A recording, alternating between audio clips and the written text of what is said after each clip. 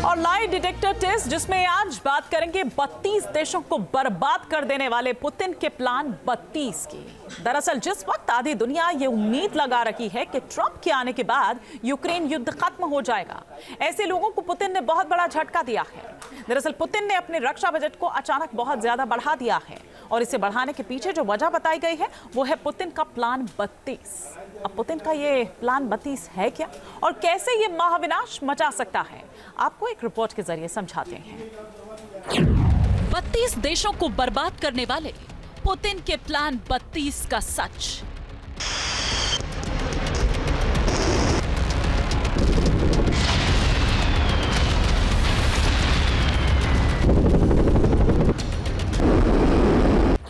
Putin 1% खर्च करेंगे तो अमेरिका पर मिसाइल गिरेगी।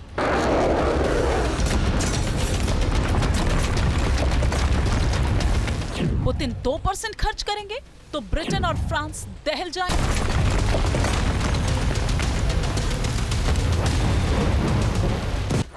और अगर पुतिन ने 32% खर्च कर दिया तो यकीन मानिए नेटो के तमाम 32 देश त्राहिमाम करने लगेंगे।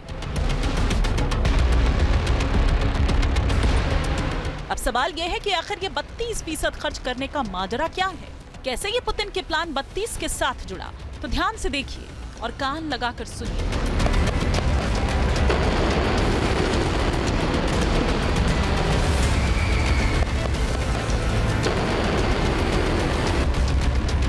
क्योंकि जो लोग भी ये सोच रहे थे कि पुतिन युद्ध विराम करने वाले हैं या फिर युद्ध खत्म करने के लिए कोई समझौता करने वाले हैं, तो ऐसे लोगों को पुतिन के प्लान 32 से बहुत बड़ा झटका लगने वाला है।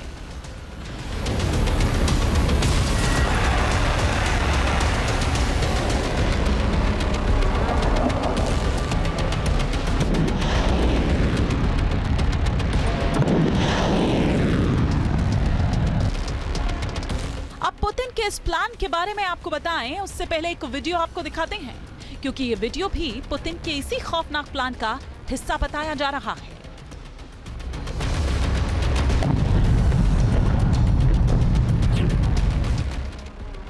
वीडियो 29 नवंबर के उत्तर कोरिया का है, जब अचानक रूस के रक्षा मंत्री आंद्रेई बेलोसोव किम से मिलने पहुंच गए। अमेरिकी और ब्रिटिश खुफिया एजेंसीज का दावा किया जा रहा है कि रूसी रक्षा मंत्री ने इस दौरान न केवल किम जोंग उन के साथ सीक्रेट मीटिंग की, बल्कि उत्तर कोरिया की लंबी दूरी तक मार करने वाली परमाणु मिसाइलों को भी बारीकी से देखा। तस्वीरों में भी साफ देखा जा सकता है कि उत्तर कोरिया के supreme leader Kim Jong Un रूसी रक्षा मंत्री की मौजूदगी से कितने उत्साहित दिखाई दिए। दावा यह भी किया जा रहा है कि आंद्रेई बेलोसोव ने उत्तर कोरिया के कमांडर्स और अधिकारियों के साथ भी गुप्त बैठक की, जिसमें किम जोंग उन भी मौजूद थे।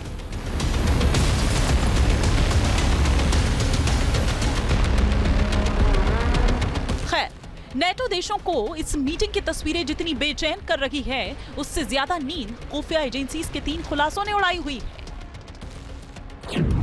पहला खुलासा, जिसमें कहा गया है कि रूस यूक्रेन पर दोगुनी तेजी से हमला करने जा रहा है। दूसरा खुलासा, जिसमें यह कहा गया है कि रूस का अगला टारगेट यूरोप के देश बनने वाले हैं। तीसरा खुलासा, जिसमें यह कहा गया है कि हमले के लिए उत्तर कोरिया की आधी मिसाइलें यूक्रेन युद्ध में पहुंच चुकी हैं। अब तक यही माना जा रहा था कि उत्तर कोरिया के सैनिक रूस की तरफ से यूक्रेन में जंग लड़ रहे हैं। अमेरिका समेत पश्चिमी देशों ने इसके सबूत तक पेश किए, लेकिन अब साफ साफ ये दावा किया गया है कि उत्तर कोरिया की न केवल आधी से ज्यादा मिसाइलें रूस पहुंच चुकी हैं, बल्कि उत्तर कोरिया का जो एडवांस तोपखाना है वो भी रूस की मदद के लिए खोल दिया गया।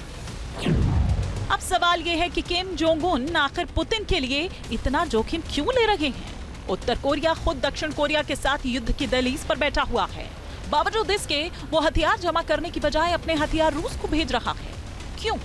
और सवाल यह भी कि क्या पुतिन और किम जोंग के बीच कोई डील हुई है?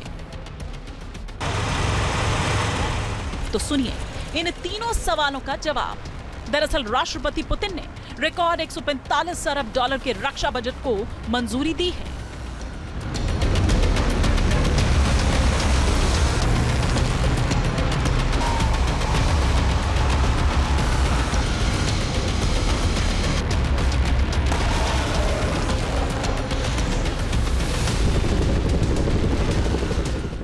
देशों के साथ संभावित युद्ध की आशंका को देखते हुए रक्षा बजट बढ़ाया जाना स्वाभाविक भी था, मगर अमेरिकी और ब्रिटिश एजेंसीज ने इस रक्षा बजट के बढ़ाने के पीछे की जो वजह बताई है वो बेहद चौंकाने वाली है।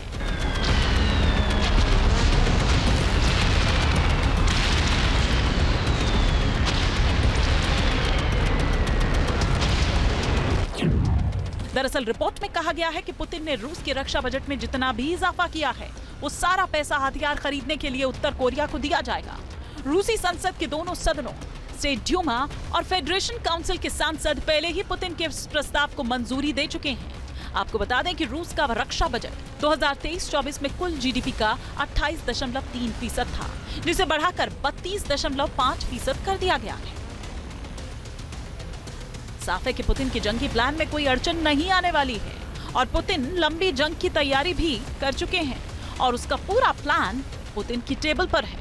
ये प्लान कैसा हो सकता है, इसकी गवाही यूक्रेनी राष्ट्रपति वोलोदिमिर ज़ेलेंस्की का एक बयान देता है, जिसमें उन्होंने दावा किया है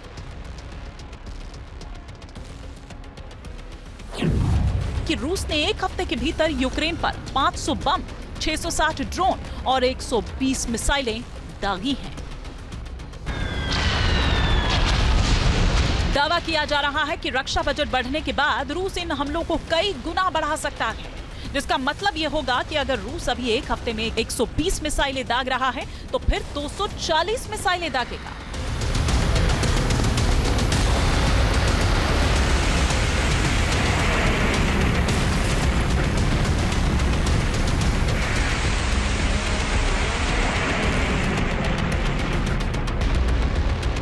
और अगर रूस की तरफ यूक्रेन में 500 बम फोड़े जा रहे हैं तो इनकी संख्या 1000 से ज्यादा हो जाएगी। इसी तरह रूस ड्रोन हमले बढ़ाकर इन्हें 1200 तक ले जा सकता है।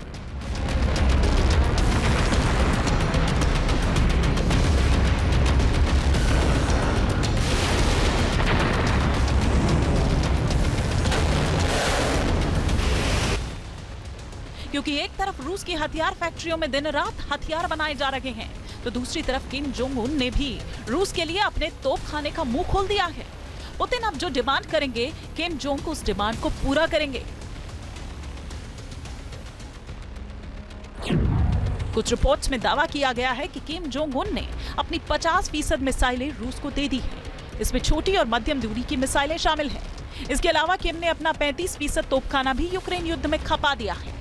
दावा है कि किम ने 1 मिनट में 12 राउंड गोले दागने वाली अपने घातक तोप M1982 भी रूस को भेज दी है। मौजूदा वक्त में 12,000 कोरियाई सैनिक रूस की तरफ से यूक्रेन में युद्ध लड़ रहे हैं, जबकि जनवरी 2025 तक 15,000 कोरियाई सैनिक और यूक्रेन युद्ध में लड़ने के लिए भेजे जा सकते हैं। यूरोप की कुछ न्यूज वेबसाइट्स ने तो ये तक दावा किया है कि पुतिन ने जंग का दायरा बढ़ाने के लिए अपना मिसाइल प्रोडक्शन दोगुना करने का आदेश दे दिया है, जिसके तहत 3 मिसाइलों को प्रोडक्शन तेज करने को कहा गया है।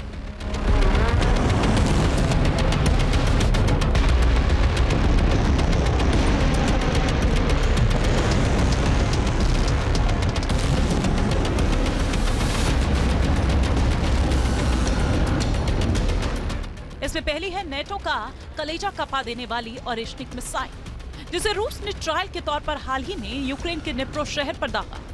बताया जा रहा है कि अब जितनी भी ओरेश्निक मिसाइल बनेंगी, आयुध भंडार में जाने की बजाय सीधा सेना के पास जाएंगी। हथियार फैक्ट्रियों में दिन रात बन रही इस्कंदर मिसाइलों का 30% स्टॉक युद्ध के मैदान में आएगा, जबकि कैलिबर मिसाइलों का प्रोडक्शन भी 100% बढ़ाने का आदेश दिया गया है। लेकिन सबसे चौंकाने वाला दावा पश्चिमी मीडिया ने यह किया है कि पुतिन ने उत्तर कोरिया से उसकी लंबी दूरी तक मार करने वाली मिसाइलें भी मांगी हैं, जो युद्ध का दायरा बढ़ने के हालात में गेम चेंजर साबित हो सकती हैं। ये दावा किया जा रहा है कि जब रूस के रक्षा मंत्री 29 नवंबर को उत्तर कोरिया पहुंचे थे, तब इन मिसाइलों को रूस भेजने को लेकर बात भी की गई थी।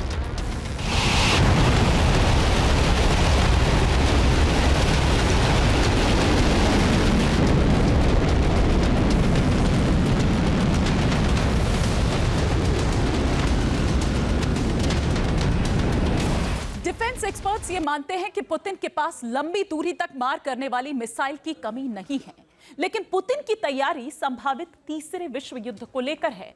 इस बात में कोई शक नहीं है कि रूस दुनिया में सबसे ज्यादा परमाणु बम रखने वाला देश है, जिसके पास एक्टिव परमाणु बमों की संख्या भी अमेरिका से ज्यादा है। लेकिन 32 देशों वाले नेटो के साथ सीधा टकराव होने के हालात में रूस के पास इन परमाणु हथियारों को दागने के लिए मिसाइलों की कमी पड़ सकती है। क्योंकि रूस पिछले 3 साल से जंग लड़ रहा है, उसके मिसाइल साइलों में मौजूद पुराना स्टॉक खत्म होने की कगार पर है। मिसाइल फैक्ट्रियों पर ज्यादा दबाव छोटी और मध्यम दूरी की मिसाइलें बनाकर स्टॉक में भरने का है, क्योंकि यूक्रेन के खिलाफ इन्हीं छोटी और मध्यम दूरी की मिसाइलों का इस्तेमाल सबसे ज्यादा हो रहा है। ऐसे में लंबी दूरी तक मार करने वाली नई मिसाइलों का प्रोडक्शन इतने बड़े स्तर पर नहीं किया जा रहा, जिसकी जरूरत नेटो के साथ युद्ध होने पर पड़ सकती है।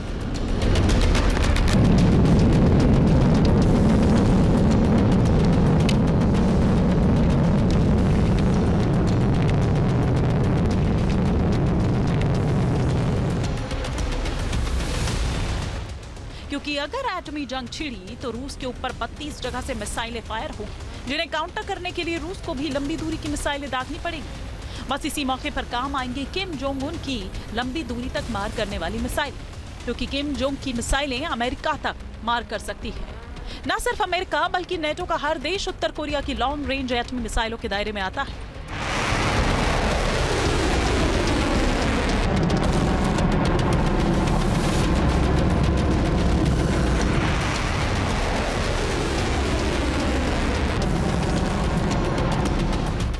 कोरिया की लंबी दूरी तक मार करने वाली ऐसी कौन कौन सी मिसाइलें हैं जिन पर रूस आंख मूंद कर भरोसा कर रहा है, ये भी आपको समझने की जरूरत है। और ये हम आपको ग्राफिक्स के माध्यम से यहां पर बता रहे हैं कि किम के जो बम हैं, क्या पुतिन ऐसे में वो जंग जीत पाएंगे। सबसे पहले अगर हम यहां पर बात करें वॉसोंग 17 की, 18 की और 19 की, सबसे पहले इसकी रेंज की हम यहां पर बात करते हैं।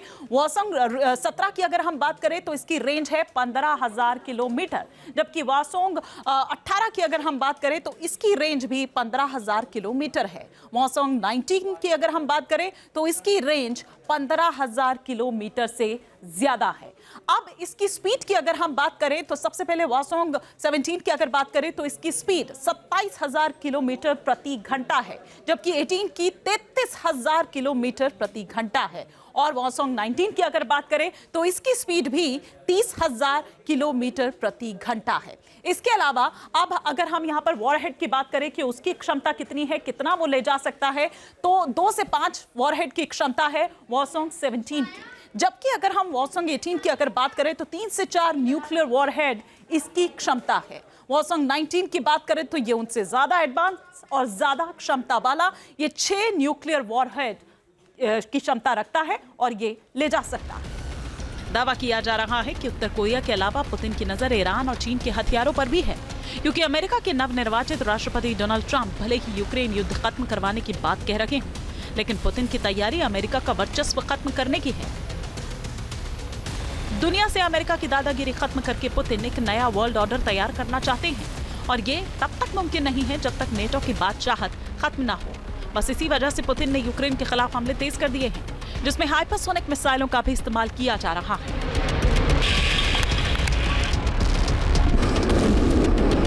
रूस और नॉर्थ कोरिया के बीच ये तो डील जरूर हुई होगी कि उनकी मुसीबत में मदद के लिए रूस सामने आएगा, और शायद ये भी हो सकता है कि जो क्रायोजेनिक टेक्नोलॉजी है या अन्य मिसाइल टेक्नोलॉजी है उनको ट्रांसफर कर सकता है रूस नॉर्थ कोरिया को।